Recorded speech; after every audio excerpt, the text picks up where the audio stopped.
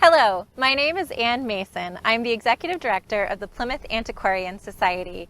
A group of civic-minded women founded the Antiquarian Society in 1919 to save the historic house you see behind me from demolition. In 1924, they moved it here to its current location on Water Street, where it is opened as the Hedge House Museum. 1919 was a pivotal year for American women. In this year, the Congress of the United States passed the 19th Amendment, which guaranteed women's right to vote. In order to become law, the amendment required 36 states to ratify it. In June of 1919, Massachusetts was the 8th state to ratify the amendment.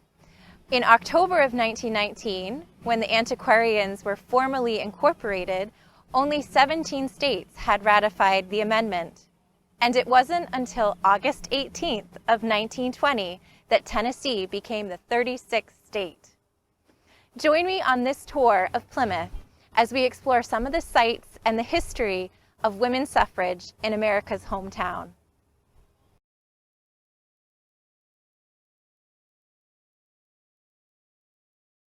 Behind me is the site of Davis Hall on Plymouth's Main Street. It was here on November 24, 1873, that a group of 500 women and men gathered to form the Plymouth Woman Suffrage Political Club. Julia Ward Howe and Lucy Stone, co-founders of the Boston-based American Woman Suffrage Association, attended the meeting, drawing national attention to Plymouth's club. At the same time, suffragists in many other communities across the state and the nation formed similar groups to advance their cause.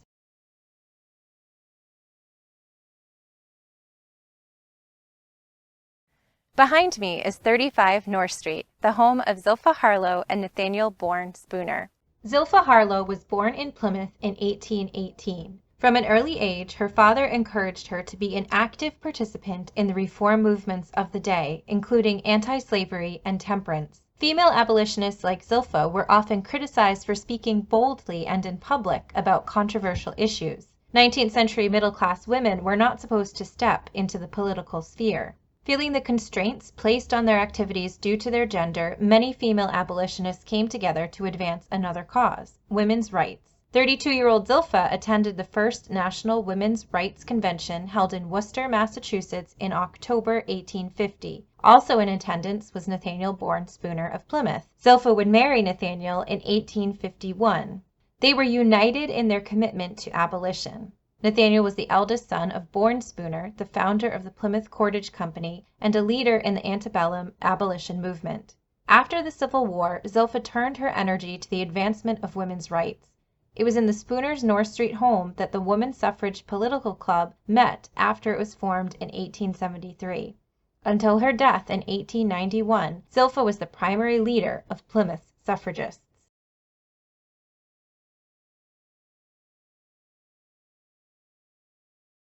The Little Red Schoolhouse in Cedarville is one of the few remaining 19th century school buildings in Plymouth. The Plymouth School Committee oversaw the operation of all the public schools in town, including the Cedarville School and pictured here the Russell Mills School. 26 of the 30 teachers in Plymouth schools in 1879 were women. Teaching was often described as a natural extension of woman's role as nurturer in the home. Nationally and locally, women participated in the education reform movement of the 19th century and argued that they could have a greater influence if they could vote on issues relating to the schools. In 1879, women in Massachusetts won the right to vote in school committee elections. Although this was not the full suffrage that they were fighting for, by 1880, 56 Plymouth women registered to vote in the spring election. In March of 1881, Plymouth elected its first woman to the school committee, Phoebe Clifford.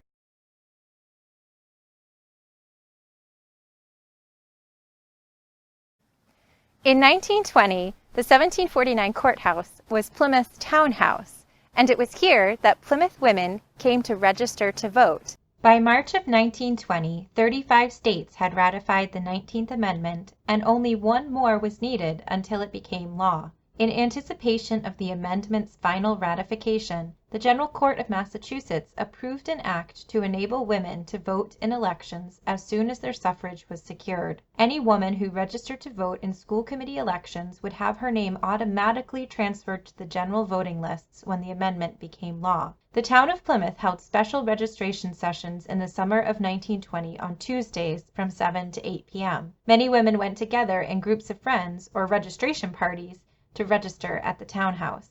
The 13 women who registered to vote in Plymouth on August 24, 1920, ranged in age from 21 to 73. Their occupations included weaver, stenographer, maid, and at-home or housewife. 3 of them were immigrants, their birthplaces listed as Poland, Germany, and England.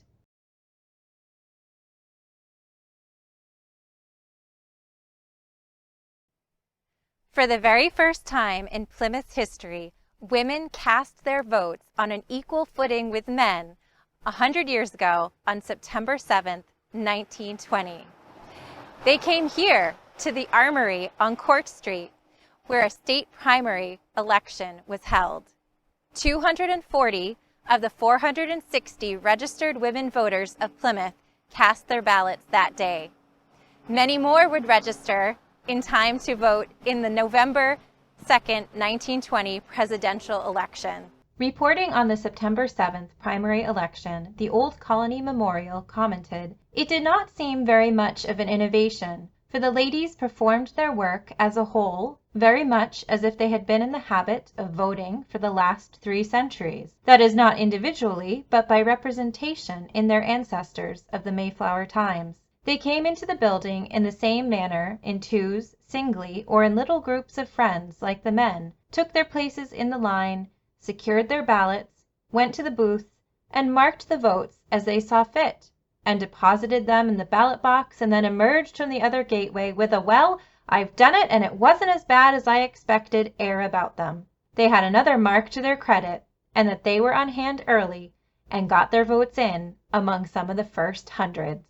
And so began a new century of women voting in Plymouth and across the United States.